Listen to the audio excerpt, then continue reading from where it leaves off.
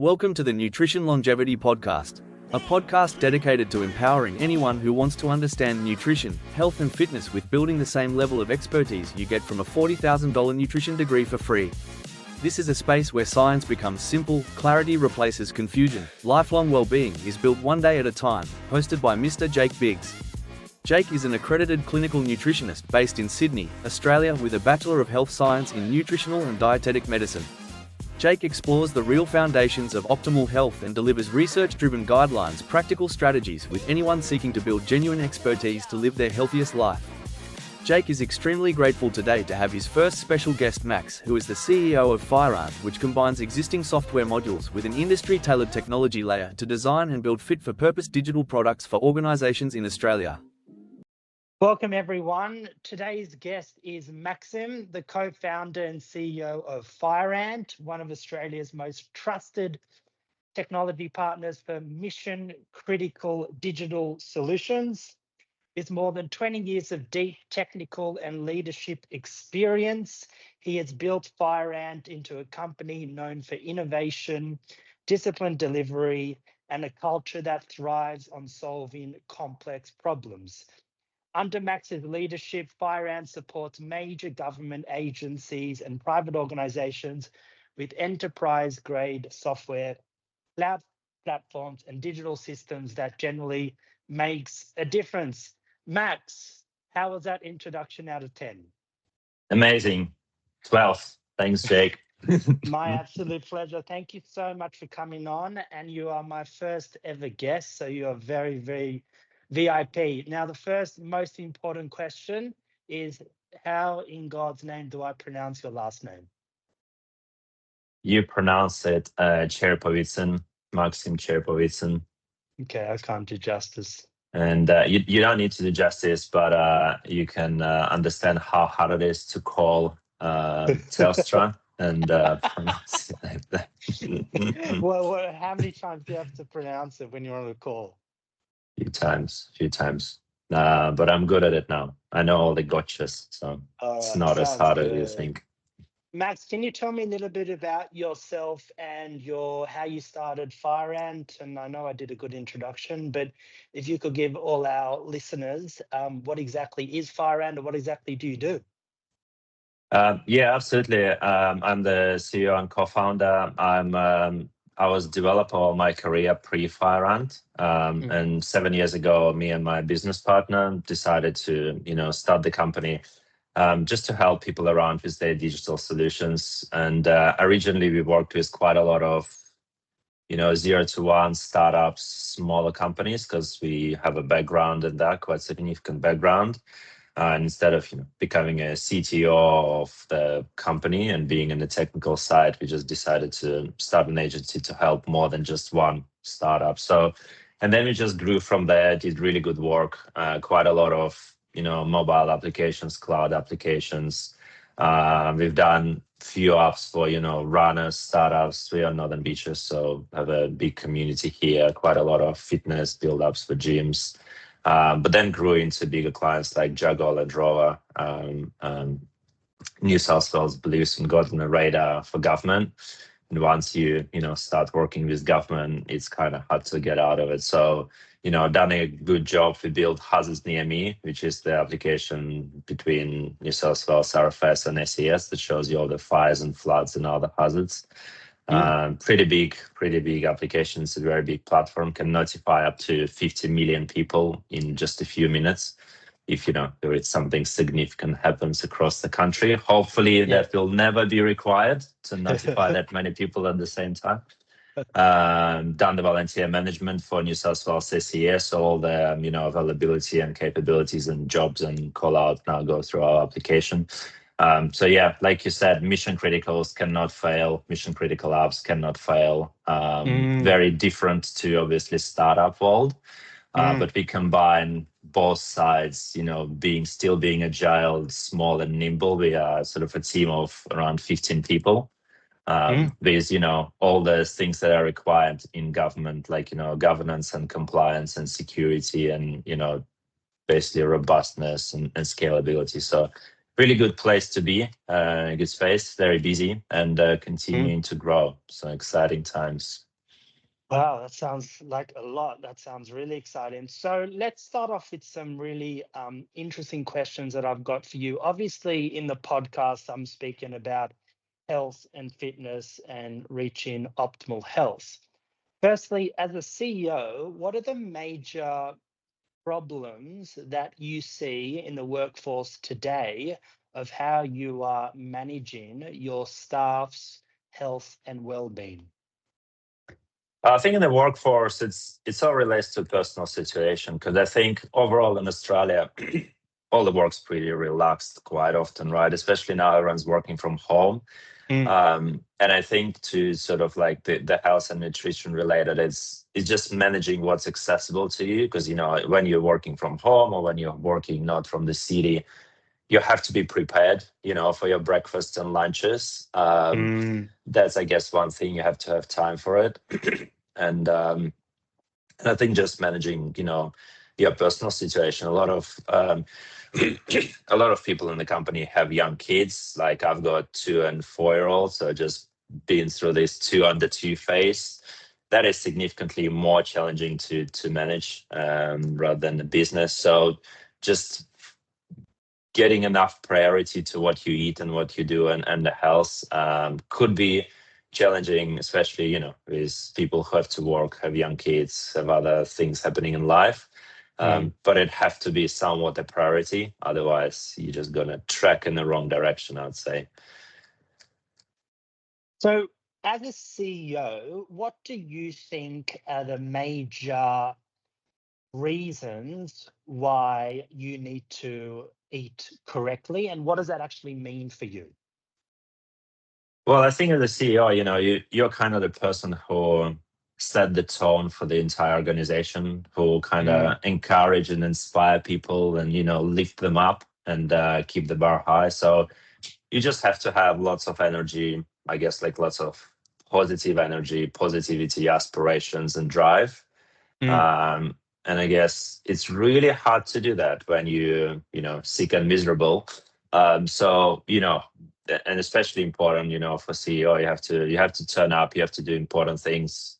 I guess you can say that other people's kind of income somewhat depends on you and your mm, choices in daily mm. life. So it's important to just be healthy, be positive, be fit, and have this mental and physical energy to perform on a daily basis. Fantastic. And what does it mean for you actually healthy eating? Uh, yeah, healthy eating, nothing glamorous. You might be watching lots of TikToks or Instagram on YouTube from all the influencers from Bondi having some amazing meal preps. That's not me as much as that would be amazing. Maybe.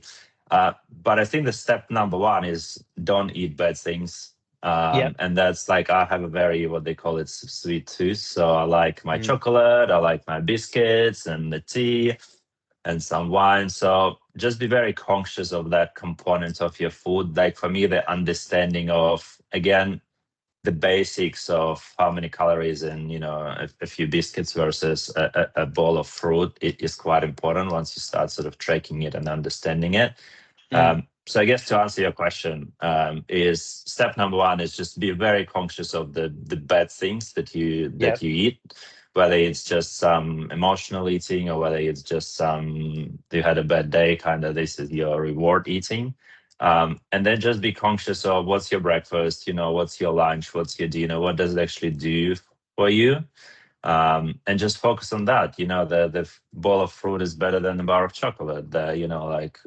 Some a meal that has adequate amount of protein and carbs and vegetables is better than a burger and chips. Mm. But I think the consistency and awareness is very important here because you obviously can have all the right answers, but then if you fail to do it over the longer run, you essentially fail in the longer run. So what's the point? So you just have to be consciously aware on daily basis what you eat and what it does for you. Interesting. So, do you find on the days when you eat really well and on the days when you don't eat so well, what is the major, in a work performance point of view, that you notice the key changes are? Yeah, interesting. I'm not sure. I was kind of actually thinking about it a few days ago. I don't think Mm, the body is like, a supercar. You put in bad petrol, it drives a bit slow. You put in good petrol, it blasts through the streets. mm, I don't think the results as instant. Oh, they mm, obviously are. If you had like burger, beer, and chips, you'll feel a bit yeah, more. Well, you'll feel happy while you're doing it. yeah, Then you feel a bit significantly less productive in an yeah. afternoon. So I think on the day when everything goes according to the plan, you just feel Mm, really good overall. You done your gym in the morning, you had good breakfast, you had the lunch, you have lots of positivity, lots of energy. If you keep it up over multiple days, I think that's where you get the most reward.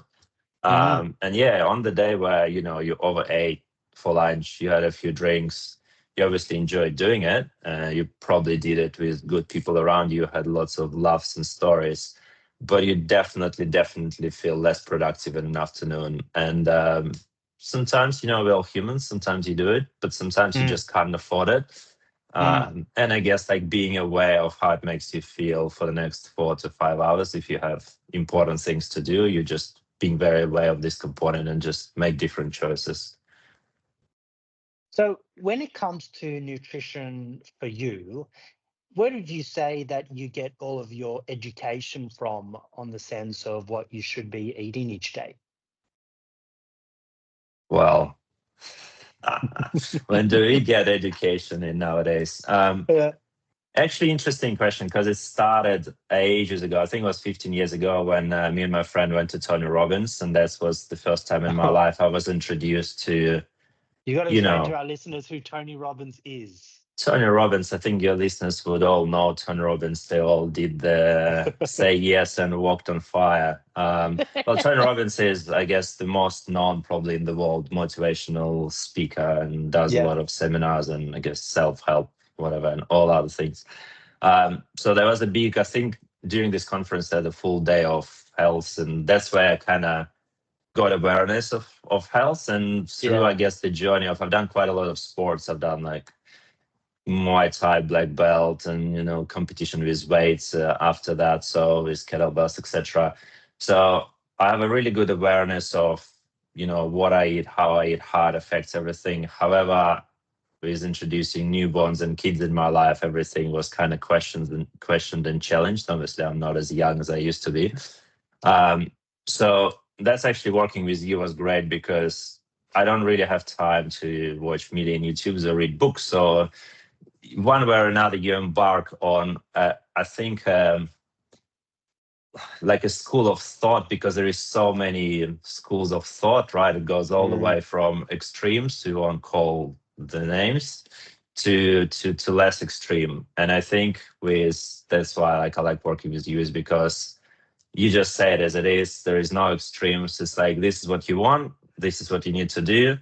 mm, Let's just check the results and see if it's working. And that works really well for you, especially essentially like I'm not super interested learning about it, knowing and understanding on the micro, macro, whatever level. yeah. Let's leave this to academics and scientists. I'm Yeah. just interested in the results. And it's like in fitness for me and in sports, you get a coach. Mm, You mm, don't necessarily know why you're doing certain things. It's not necessarily your mm, job to understand why it's 5 reps and not six. Why is it six? Why is it yeah. 75%? Yeah. But all you care is results. And I think with you, sometimes, of course, I get curious and I say, why is Bondi Beach influences as one thing and you say another? However, I like the answer. It's like, well, do you get the results? Yes. So what's the problem? And here you go. So yeah, I obviously got a lot from you. I got a lot over my lifetime. There is some common sense across that all, and I've never been extreme with my sort of food choices. So yeah, it works really Mm. well for me. What we're doing here for the last almost a year now. Yeah, it makes a massive difference. I think when it comes to nutritional guidance in the industry that you're in, I'd love for you to share your thoughts on the role of AI in the sense from a nutrition point of view. Do you think that's been a positive when it comes to in the workplace point of view or a negative? I think AI overall positive. I think In what AI ways? is. I think AI is like money. It makes good people better and bad people worse. So Yeah. it polarizes the world even more. Um, I mean, it overall has kind of like good answers. You can basically ask it a question. It can give you a program. Like you can say, I want to do 100 push-ups. Here's your program. The challenge is it's kind of generic advice, because essentially this Gen AI on your chat GPTs and stuff, all it does is just does ton of Google searching for you and gives you, a digested sort of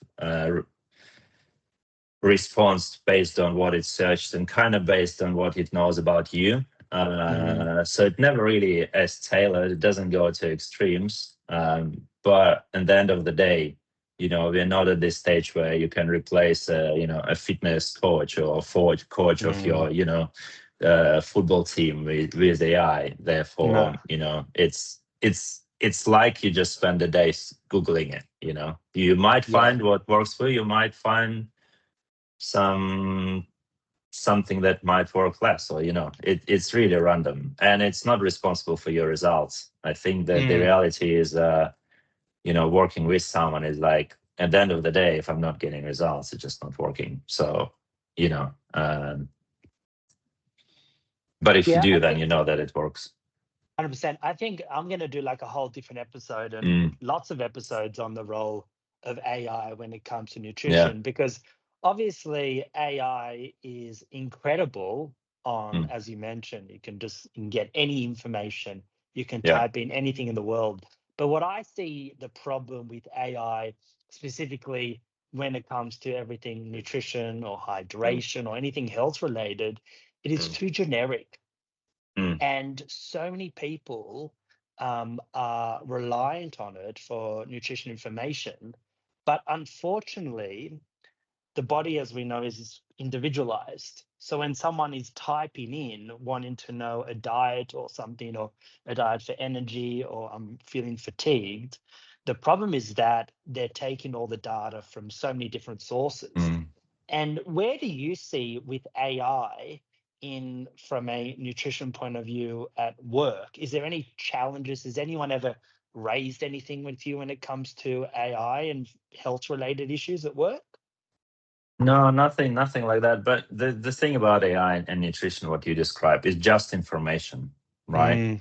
So you can go buy 10 books, read 10 books, right? You can ask GPT, they'll give you answer.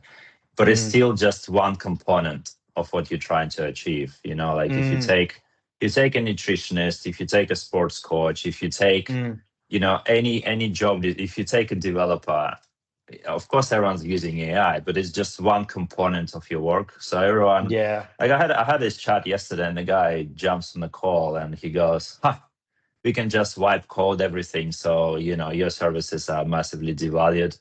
I was like, well, right. So the story doesn't just start with AI. Basically 10 years ago, the manager who is not technical would tell a technical person how to do their job and how long it will take, etc.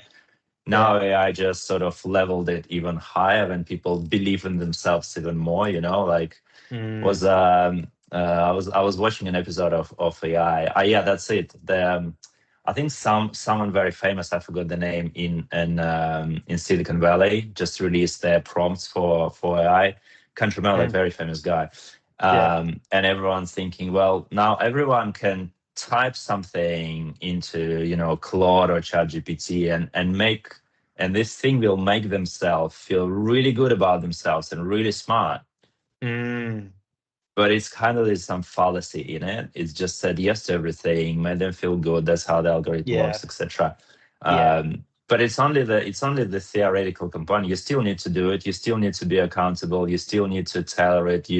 Of course, there is a lot you can do. You can just upload all your results in there and take it further. But that's not how many people use it. You know what I mean? So it's I think it's going to get interesting when all your health data will be fed into it. Then it will be able to analyze it and make it tailored for you. So it's going to be basically, but it still needs to be measured and monitored, I guess, by a human, because it's all sort of medical advice. So the closer it gets to medical advice, I think the more interesting it gets. The further away it is from medical advice, it's just information. I mean, just thanks for the information, The key thing about nutrition is that what I've noticed is a lot of people are focusing on what to eat. But I think one of the questions that I would love to know from you is that from a Mm, hydration point of view, might get to alcohol, but let's start with some mm. more That- basic ones to start with. that- Um, That's it. where do you think when it comes to water intake, so hydration? So we know that the human body is made up of 60% water. As a CEO, what have you Mm, noticed the differences when you hit the Australian Government National Health and Medical Research Council recommendations of mm, 2 liters of water when you don't hit it? What actually happens to you? Why don't you start with part A of the question is from a psychological point of view, and from a mm, physiological point of view with energy and fatigue. How would you mm. summarize that? Part A was about hydration with alcohol. This is European wine. Thank you very much. And with water, it's really simple. So basically, if you forget to drink, e.g., Mm, I didn't go to the gym in the morning, so I didn't really focus on hydration, and mm, I just had 3 coffees, and then by midday, I felt like I drank a lot, but I actually didn't have any water. You just feel a mm, bit of headache and a little bit tired, and just maybe not as sharp, maybe a bit kind of just something is not right. mm, Water is the simplest thing. Basically, just drink water in the morning.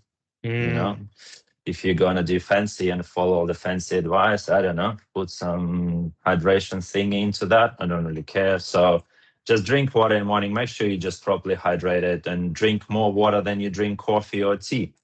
So it's simple. It's But only yeah, as look, though simple.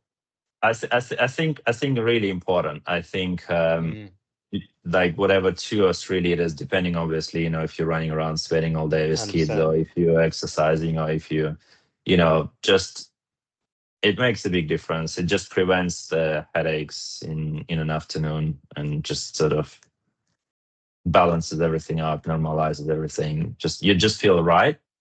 Mm, And you don't feel dehydration. And I mean, like, even if you somehow forgot to drink water, it's not that you can just go drink a liter of water and here you go, you had your whatever 2 liters, but mm. you've been dehydrated for the last 6 hours. So And you'll be going to the bathroom every minute. that's right. So yeah, no, it's super important. The simplest thing, and the most important, especially in the first part of the day. How would you, what tip would you give someone who's working, whether for home or in office, and they're extremely busy and they know they should be drinking water, but they say, well, I just don't have time to it. I can't do it. I'm in meetings all day. Yep. What is the tip that you give someone with that? Our tip's easy. I have the, I think, 750 ml of water bottle. So I kind of know I need 3 of them a day. So Mm, instead of like drinking from the glass or from the cup, because really hard to measure, hard to count. just in the morning, every office would have the water tap. So fill in the bottle, Mm, and, how hard it is to drink the bottle. It's actually a free bottle from the shop. So you don't makes it better. you don't ever need to pay for it. So no Free. excuses. Exactly. Now, do you ever need to use electrolytes? Haven't like looked into it. I use them obviously when I do like hard exercise. Mm, I sweat a lot. When I'm at the gym, it's like a luxury for me. When I'm in life is work and parenting. I just I go hard. So I sometimes like do a long run. I would have some hydrolytes yeah. after that, but not like not a hardcore fan of all the drink something before exercise, during exercise, after exercise, and 2 hours after exercise. But yeah, I drink hydrolytes. When you hang over, hydrolytes might be helpful, which is not That is often. Which is not at often your age. for me. Yeah. But yeah, I think it's helpful. Yeah. So there's a lot of like mixed opinions why I brought up the hydrolyte point of view, because obviously when it comes to electrolyte, the main ones are sodium, potassium, and chloride. Mm, mm, And I was just wanting to know, for someone like yourself who is, specifically there is so much work demand. But it's interesting to know that you don't need to use it on an everyday, but it's just for exercise. No. Do you notice the Yeah, just difference when it access. comes? Yeah, do you notice the difference when you take it versus when you don't take it? No. Goes to show. Don't tell the marketing; they'll kill That's me. it. That's The it. supplement companies will kill me. They'll annihilate me. Now, caffeine. Caffeine for parents, very important. You cannot survive without caffeine. It's the medicine. It's not the medicine. It's yeah, I don't know. It's something that starts the day. Yeah, caffeine is actually it's interesting, right? So I drink about maybe 2 or 3 coffees a day, Mm-hmm. and especially when the youngest kid was newborn, I would my breakfast would be coffee and Panadol, because the oldest one went to daycare and he was sick an entire year, so I was sick for an entire year. Yeah, That wasn't good. So as much as it yeah, sounds cool, would not recommend the diet. So heard an advice, can't remember who from. yeah, Just not don't drink coffee first thing in the morning. Maybe wait for an hour or so or yeah, two, whatever. yeah. So yeah, I sort of have coffee after breakfast. Maybe have another one on a couple of hours later. If I still feel like I need a coffee, I probably need some rest or a walk, not a coffee. So Yeah. um, yeah. Do you find that with caffeine-based component, when it comes from a cognitive performance view, from a work point of view, what are the differences for you specifically when you start the day with coffee and when you don't have coffee? Well, when was the last day I didn't have a coffee? I think it's more just a habit than the chemical itself. Ah, Like I feel interesting. maybe, yes, sure, there is maybe, of course, it wakes, but I think it's more just just a habit, just to have something. It's more on that side, rather Mm, than cognitive. I think if I'm into something, I'm into it. Like half an hour later, I'll still be fully switched on, doing some whatever I'm doing. But just it's kind of like a little break. You know what I mean? Have a yeah, go to the cafe, had a coffee, sit and just watch something on the phone for a little bit. It's just that more than the actual caffeine effect. do you Because on because notice? on the weekend, because on the weekend sometimes I just don't have time to have it, and there is no really no difference. You Really, go, that's you go interesting. do, you go do whatever. You go around with the kids, lift them up 10 times, run around the oval, and tell me you're sleepy. Of course you won't be. Or go to the gym, do your personal best lift. Like pretty sleepy after that necessarily. You just need a bit of break. Sit and drink coffee.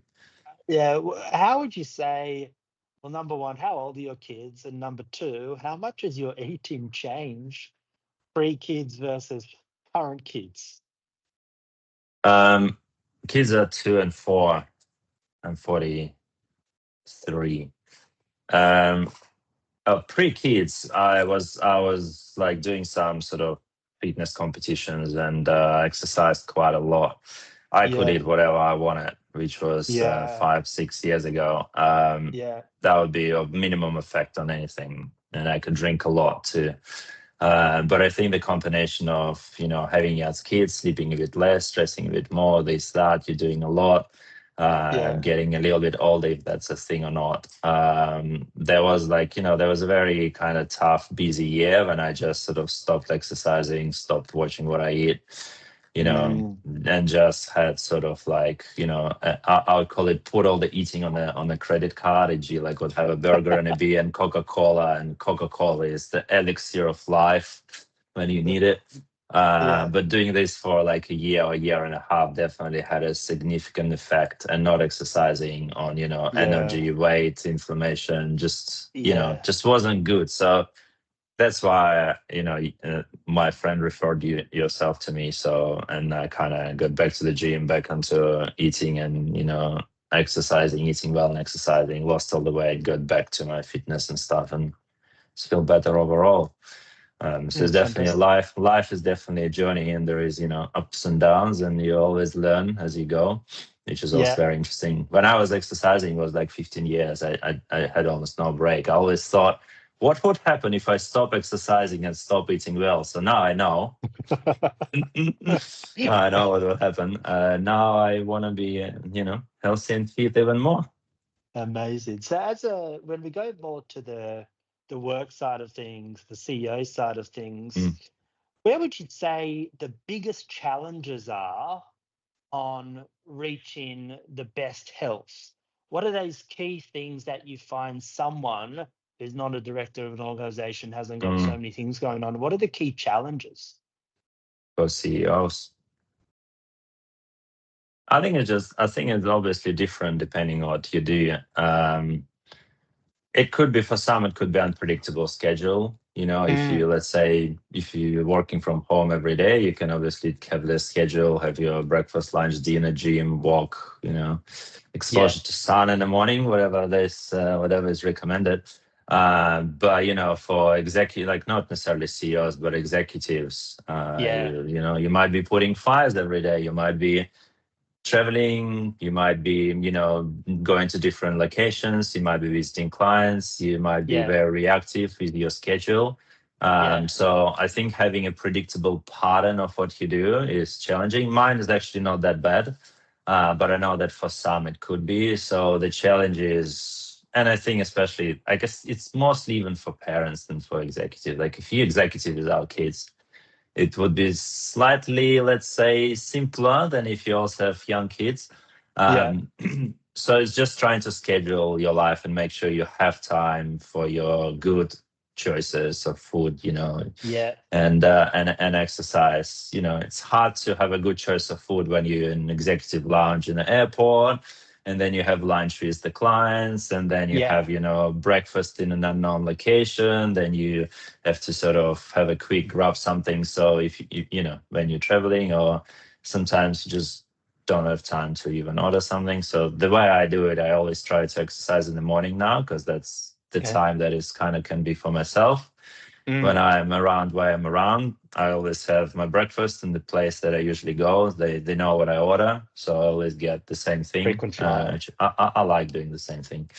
Then my lunch I order from the same place, and dinner I have at home. But then I guess choices, when you're traveling, or when you're in the city, or when you're in somewhere when you're not usually is, I guess the trick is just be slightly more conscious. Don't put too much pressure on yourself, They're not religious kind of whatever people to one or another school of diet. Just try to be healthier, and sort of overall try to make kind of like better choices when you can, and when you cannot, just relax and enjoy your life. Have your snacks and drinks and whatever you need to have. Exactly. This is a really big thing for CEOs as well, like lunches, dinners with clients. When you're at restaurants, out of cafes, what we know, the restaurants and cafes, the way that they make their money is by the food being as tasty as possible.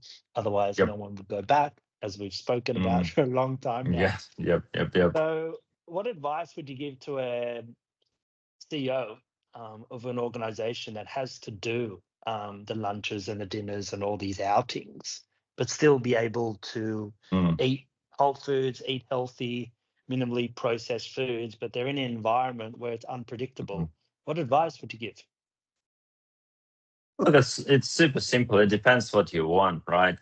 I think the first advice: don't stress too much about it, because if you stress too much about it, it's just not worth it. And you need to enjoy it as part of your job. You don't really want to put kind of negative aspect on it. But overall, just look through the menu, and just there is always options. There is always maybe not super healthy, but there's slightly healthy option. You might choose a certain type of steak that might be less fatty or whatever, whatever works better for you. So simple. There is always depends where you're going.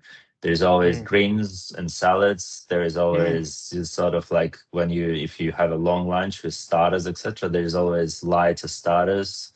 You don't need to eat all the bread that they bring with this. You know what I mean? Like, just try 100%. to, I guess, be cautious of when you're in your perfect environment and this is your lunch, and you get, let's say, I don't know, 700 calories in whatever, without running an Excel spreadsheets in your head when you're in this restaurant, just understand that chicken liver parfait and crackers is already 500. So your steak and this going to be another 2,000. So you can easily hit 3,000 calories. If you want it, great, go have it.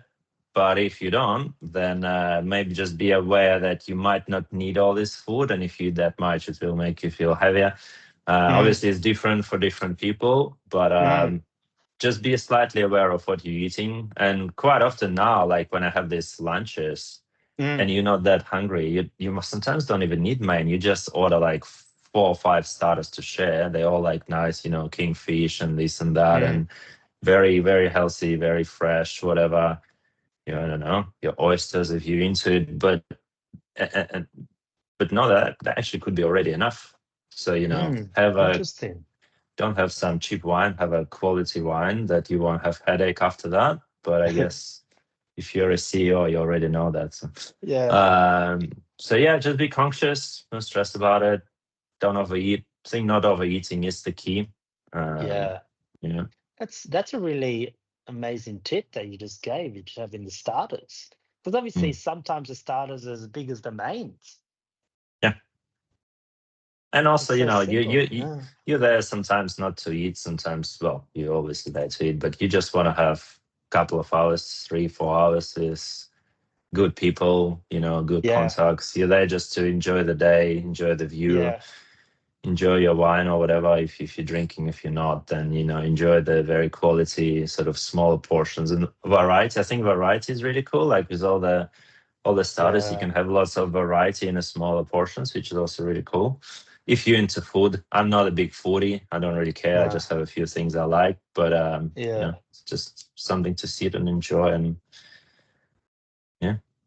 In all your years of doing client lunches and dinners, how much? Because I always hear from some people, they say, Mm.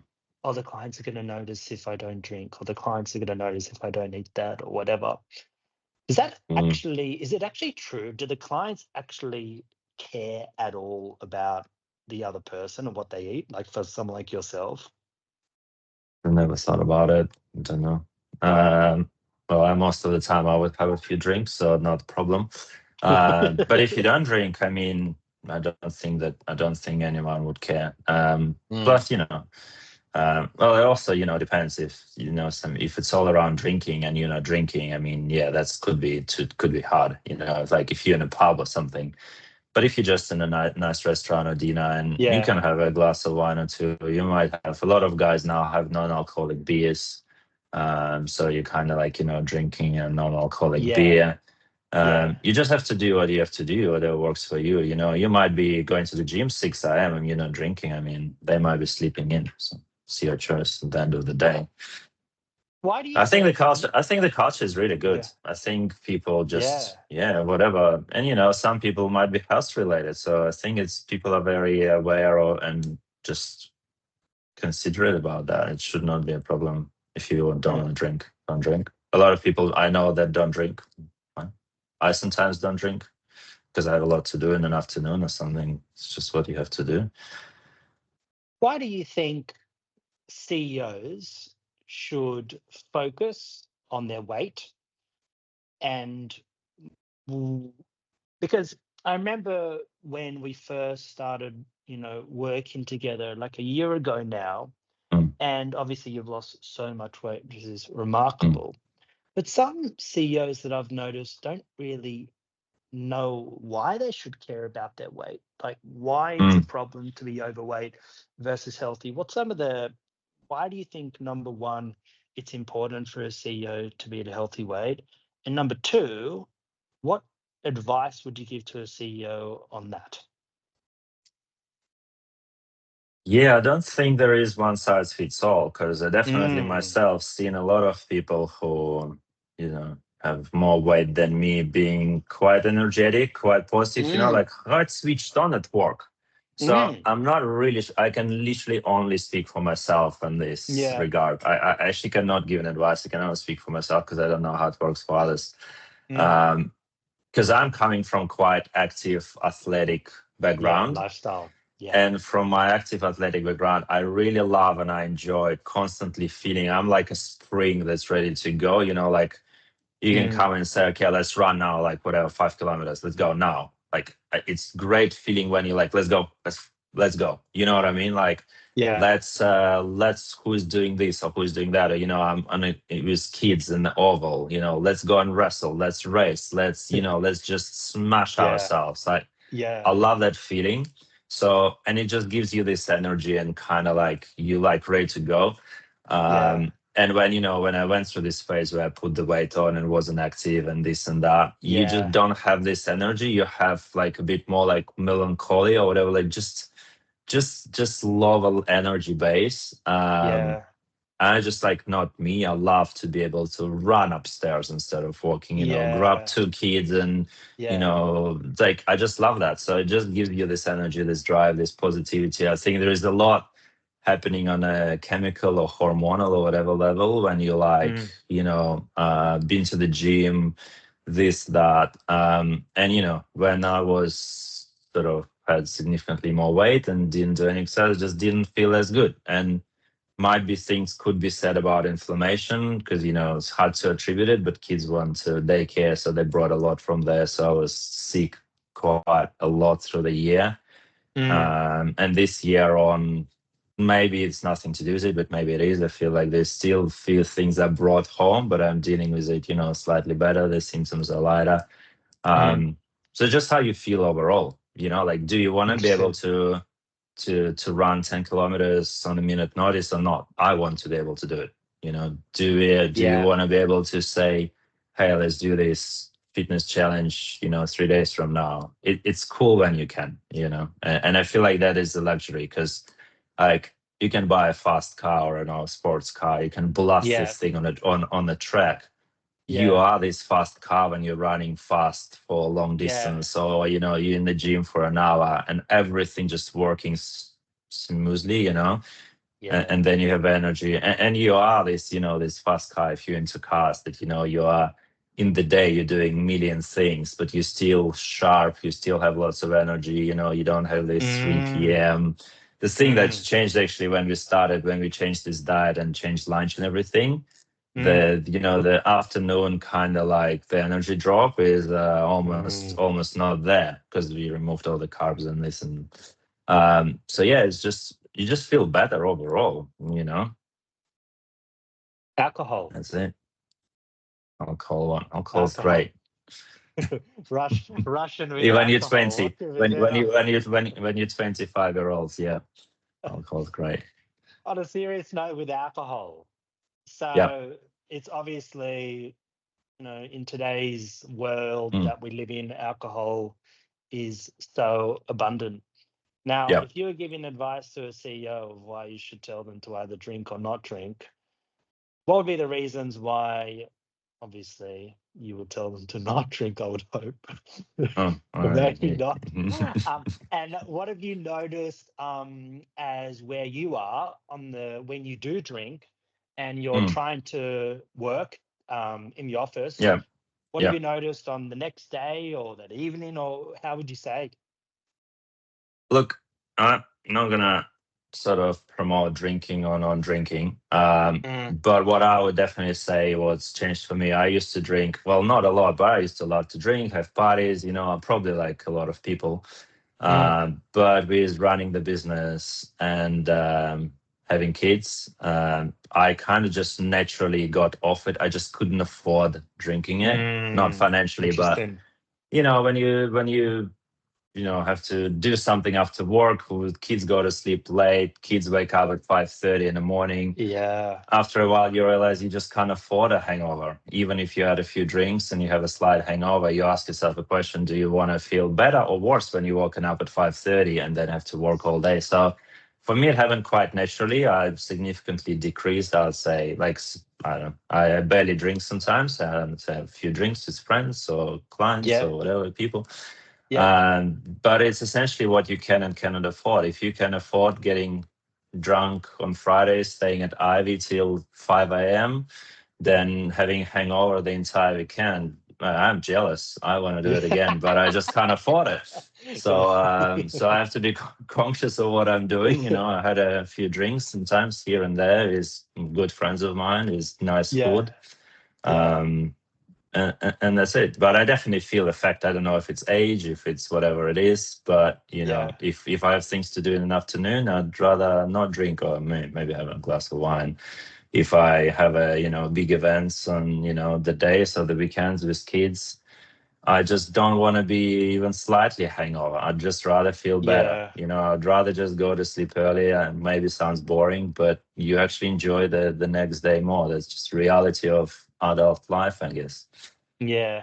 I think the key thing that I always speak about when it comes to anyone who's working from a cognitive performance point of view, we know that alcohol is a central nervous system suppressant. Yeah.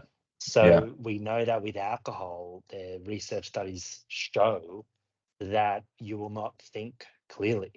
And what's really interesting to me is that there's such an interesting development when it comes to today, how people know that something is not good and they won't, but they'll still do it. And that's really interesting for me. Specifically, what tip would you give a CEO where that they know it's not good for them to drink and they really shouldn't do it at all if they want to be high functioning and meet the short-term goals of the organization? What advice would you give them? Yeah, I'll tell you. I'll answer the question. I think if you drink alcohol, just don't expect any productivity or any work after that. There you go. That's basically so we used to go to lunch with work and you have a few drinks, and then we go back and it's like, let's say 2 or 3 p.m. and there is a few hours and you kind of you don't really want to do anything. You just you're a bit slower and you're just forcing yourself to do it. So the tip that I want to implement is don't do it. Just do a late long lunch, but don't expect to work after that. You know what I mean? So it's like you're so less productive even after a few drinks that it's just don't if you're drinking, just right. Like what I do is, because I do it quite right, I would have lunch with someone and I was like, that's it, that's the end of the day. So this 12 p.m. is the end of the day. You have a few drinks, you you enjoy the company and the conversation, whether business or not.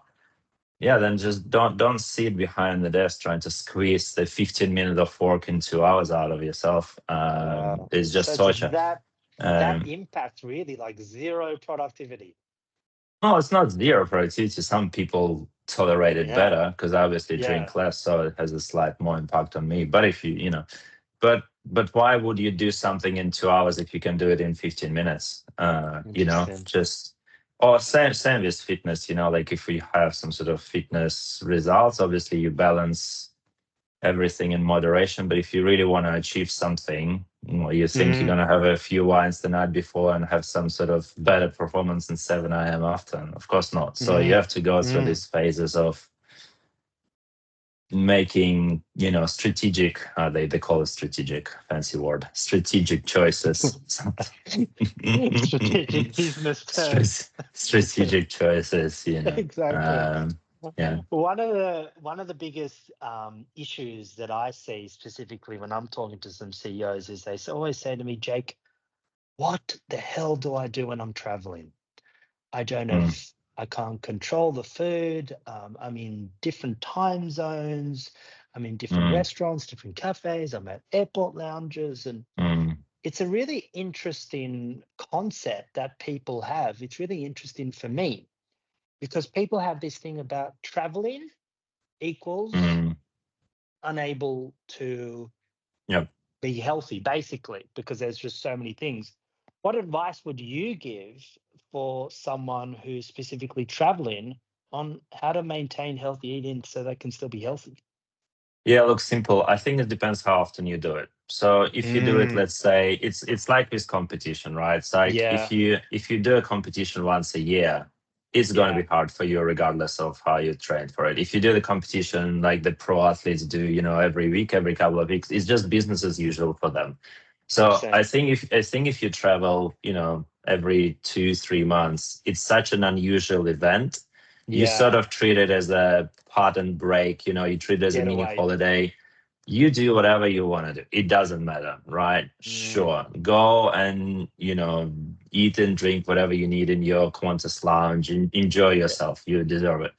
Yeah. However, if you're a type of person who do it on a regular basis, then it's then business as usual event. So you just have to treat it as your normal day.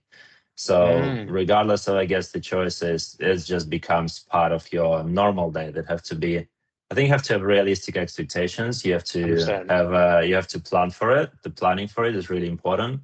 And like obviously don't obsess about it.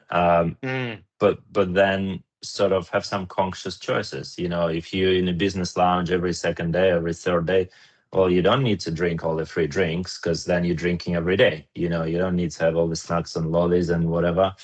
If you have client meetings, every day or every second day, well, that compounds, right? That's when it's even more important to make, choose restaurants. You can invite people to places that works maybe better for you. Obviously, again, don't go extreme. You don't want to, people want to eat meat, let them eat meat and stuff like that, and vice versa. But yeah, make it just your part of your daily life. Same as exercise. You can stay in the hotels where you can do something in the morning, but don't see the traveling as an excuse to completely break your sort of healthy pattern. Because if you're traveling a lot, then it's really hard. I don't know. There is lots of these people, your Instagram things. I quite like it because it's as much as might be real or not, it's quite inspiring. People go to different places, different hotels. Yeah. If you train 7 a.m. in the morning, well, go to the hotel and do something 7 a.m. in the morning, then choose some healthy breakfast. Go for lunch, have some healthy options. Just treat it as your usual healthy day. Don't treat it as an exception. That's it. Emotional eating. One of the biggest Love it. topics. Love it. Don't get rid of it. So I'll give you a scenario and I want to give you a case study. So Yeah. a CEO, they're stressed out of their minds. They've got deadline after deadline. They get home at the end of the day, 9 p.m., 10 p.m., and they are completely smashed. And they say to me, Jake, all I want to do is just have ice cream. I want to have something that's going to make me feel better. What's a tip that you'd give so that when someone is so emotionally drained on what they should do instead of going to the ice cream, because ice cream's the biggest thing, ice cream and chocolate. What advice would you give? Yeah. And don't say do it. All my answers. Look, I mean, you need to do what you need to do sometimes, but at the same time, again, how often is this behavior? If this behavior is once a month, sure, whatever. If maybe don't have the ice cream in the fridge, maybe don't have a chocolate. But I think this is where I'm not an expert and don't really, my advice probably not good, but all this dealing with emotions, everyone has different ways of dealing with emotions. So if ice cream and chocolate is your daily way of coping with emotions, probably not good. I mean, I don't know. But at the same time, what else can you do? You know what I mean? Like you have to sort of understand that it's not taking something out of your life. It's potentially replacing it with something. What worked for me is I love doing that. I love tea and the chocolate. And if I start eating the entire chocolate, if not 2 bars, the entire thing is gonna get demolished very quickly. So it's what else can you do? Like, can you have for me, it works really like a full bowl of fruit, which fills me up. So I can sort of have that. You can just have slightly healthier choices. It's different. It's whatever works for you. Maybe whatever it is. But try to make a conscious decision if it's a consistent pattern. All that the upside of that is, let's say you come to 9, it's 9 p.m. and blah blah blah, and you either have half a bottle of wine or you have a ton of snacks. The positive side of that's the only thing that will be the biggest change for you. So essentially, you change this one thing, and the rest will easily follow. So there's so many hacks. The hacks are endless. Instead of wine, you might have carbonated, some sparkling, whatever water is a bottle of fruit. Does sound boring, does sound whatever, sound obsessive. Yeah. But sometimes it's a good substitute, and you can still have your chocolate and wine, but maybe just not every day, not every week or whatever, but just have the right, yin and yang ratio at least. Now you bring. So, I can't beat that. Now you bring Chinese medicine into this call. God. I think just substitute, like with your questions about traveling and this. It's like make your choices and dial the dial slightly towards slightly healthier choices, and that compounds over time. That's the trick. Maxi, you've been so very kind with all your time. I've got one final question. So if you were to give one tip to a CEO on how they can improve their nutrition to improve their health, what is the biggest tip that you would give? The biggest tip is to raise the priority of that in your overall list of priorities. That's your one. Obviously, don't get obsessed about it. Don't make it number one, and that's all you talk about. However, don't make it last. So make sure that it is in your top 3. Interesting. And just by doing that, if you're at this level, you're probably a high achiever, etc. So you'll be all right. Oh, that's exquisite advice. Maxi, you've been unbelievable with all your answers. It's amazing speaking to you as someone who's a CEO, who's super successful and is looking after their health and seeing the benefits. And I'm really hopeful that this conversation has inspired a lot of CEOs to really think about how they're eating correctly and how they're drinking and their overall lifestyle, because you're a living proof example of what happens when you do look after your nutrition versus when you don't look after your nutrition. Thank you so much. Have an awesome rest of the day. The last thing I wanted to mention and ask you is that if anyone wants to reach out to you in the work that you do, how do they reach out to you? Just by my email. They might find me on LinkedIn, Maxim Cherepovitsyn, or search for Fireant P2 Ltd, or just send an email to Maxim, Maxim, at fireant.com.au. All right, love it. I'll chat to you very soon. Peace, Jake. Thanks, Maxi. Bye. 1